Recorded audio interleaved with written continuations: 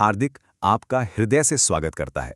आज की इस खास चर्चा में हम एक बहुत ही खैर इसे सिर्फ एक कहानी नहीं कह सकते। ये एक ऐसा असल अनुभव है जो हमें सोचने पर मजबूर कर देता है कि कैसे हमारी छोटी-छोटी रोज़मर्रा की आदतें हमारे लिए बड़े-बड़े दरवाजे हमेशा के लिए बंद कर सकती हैं। ये किस्सा एक दादा और उनकी पोती के बीच का है। लत और फिर उस लत से मिलने वाली आज़ादी का एक बहुत ही खूबसूरत सफ़र। तो चलिए बिना देर किए इस सफ़र की शुरुआत करते हैं। शुरुआत होती है एक एकदम आम से सीन से। बिल्कुल वैसा ही सीन जो हम सब ने कभी ना कभी सिनेमा घर में देखा ही है। एक दादा और उनकी पोती आराम से बैठकर फिल्म देख रहे हैं और तभी अचानक स्क्रीन पर वो जाना माना अक्षय कुमार वाला एंटी स्मोकिंग ऐड आता है। हाँ, वही धूम्रपान विरोधी विज्ञापन। अब इस विज्ञापन को देखकर उस छोटी सी बच्ची के दिमाग में कुछ ऐसा क्लिक हुआ जिसने एक बहुत ही गहरी और दिलचस्प बातचीत छेड़ दी। ऐड देखते ही पोती से रहा नहीं गया और उसने सीधा सवाल पूछ लिया, दादाजी क्या आप भी सिगरेट पीते थे? दादाजी ने भी बिल्कुल बेझिझक पूरी ईमानदारी से कहा, हाँ बेटा मैं पीता था। बस फिर क्या था, पोती ने तुरंत अपना अगला तीर छोड़ा, तो दादाजी आपने किस उम्र में सिगरेट पीना शुरू किया था? देखा जाए तो ये बहुत ही नॉर्मल सा सवाल है, अक्सर लोग यही पूछते हैं। लेकिन ठहरिए, दादाजी ने इसका जो जवाब दिया वो सच में कमाल का था। यहीं पर दादाजी की वो गहरी समझ, वो गजब का नजरिया सामने आता है।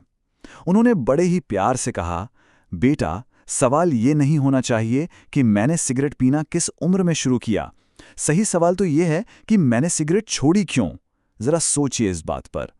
उन्होंने बातचीत का पूरा एंगल ही घुमा दिया। उन्होंने पुरानी लत के उस गिल्ट, उस अपराध बोध पर फोकस करने के बजाय खुद में आए सुधार और बदलाव की ताकत को सामने रखा। पोती भी तुरंत समझ गई और बोली, सॉरी दादाजी, तो चलिए यही बताइए कि आखिर आपने सिगरेट छोड़ी क्यों? और फिर दादाजी ने जो जवाब दिया वो सच में दिल को छू लेने वाला था। उन्होंने बहुत ही साफ शब्दों में कहा कि उन्होंने सिगरेट छोड़ी और इसके पीछे सिर्फ और सिर्फ ईश्वर का हाथ है।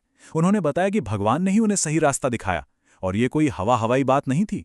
ये अंदर से आया एक गहरा एहसास था, एक डिवाइन रियलाइजेशन, जिसने उन्हें बताया कि सिगरेट बिल्कुल भी जरूरी नहीं है, जरूरी है ये जिंदगी और हमारा अपनों के साथ होना। एक ही पल में दादाजी की जिंदगी की सारी प्राथमिकताएं पूरी तरह बदल गई। अब इस गहरे एहसास के पीछे की असली वजह क्या थी, इसे समझने के लिए हमें थोड़ा पीछे जाना होगा।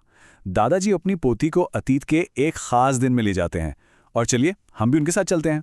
बात उन दिनों की है जब दादाजी और दादी जी एक साथ श्रीनाथ जी के दर्शन करने गए थे। वैसे तो ये एक नॉर्मल तीर्थ यात्रा लग सकती है, लेकिन असल में यही वो ट्रिप थी जिसने दादाजी की पूरी जिंदगी पलट कर रख दी।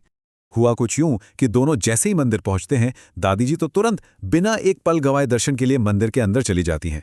लेकिन हमारे दादाजी, उनकी एक पुरानी पक्की आदत थी, जैसे ही सफर से रुको सबसे पहले सिगरेट चाहिए और साथ में पड़ी की यानी तंबाकू का वो छोटा सा पाउच। तो उस दिन भी वही हुआ। दादाजी अपनी इस तलब को बुझाने के लिए मंदिर के बाहर ही रुक गए और इस छोटी सी देरी का नतीजा, जब तक वो सिगरेट और पड़ी की खत्म करके मंदिर के मुख्य द्वार तक पहुंचे तब तक बहुत देर हो चुकी थी।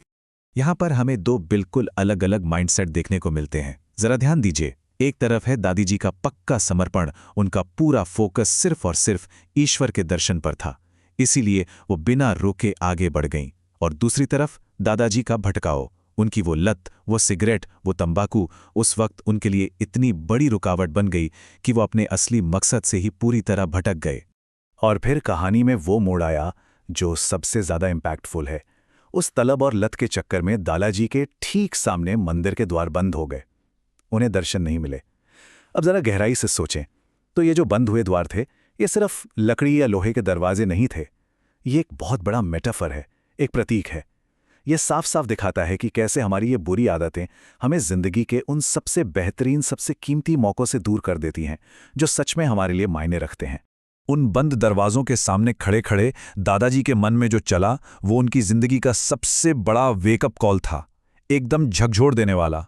उन्होंने मन ही मन खुद से कहा, अगर मैं यही सब करता रहा ना तो मुझे भगवान के दर्शन तो कभी नहीं होंगे।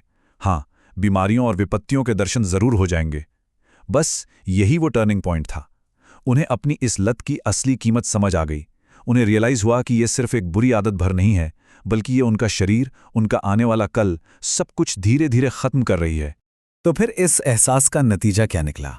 क्या उन्होंने कहा कि अच्छा अगले महीने से छोड़ दूंगा? बिल्कुल नहीं। दादाजी ने कोई लंबा चौड़ा प्लान नहीं बनाया, किसी मंडे का इंतजार नहीं किया। उसी दिन, बिल्कुल उसी पल, उन्होंने एक बहुत ही कड़ा और परमानेंट फैसला लिया। अपनी वो सिगरेट और वो तंबाकू की पिड़की दोनों को हमेशा हमेशा के लिए वहीं श्रीनाथ जी में छोड़ दिया। ये एक ऐसा पक्का इरादा था जिसने उन्हें उस दिन से लेकर आज तक उस बुरी लत से पूरी तरह आज़ाद रखा है। तो इस पूरी चर्चा के अंत में एक बहुत ही गहरा सवाल हमारे सामने आता है। जरा सोचिए, जब हम अपनी इन नुकसानदायक आदतों को पीछे छोड़ देते हैं तो जिंदगी के कौन कौन से वो बंद दरवाजे हैं जो अचानक हमारे लिए खुल सकते हैं। है ना सोचने वाली बात।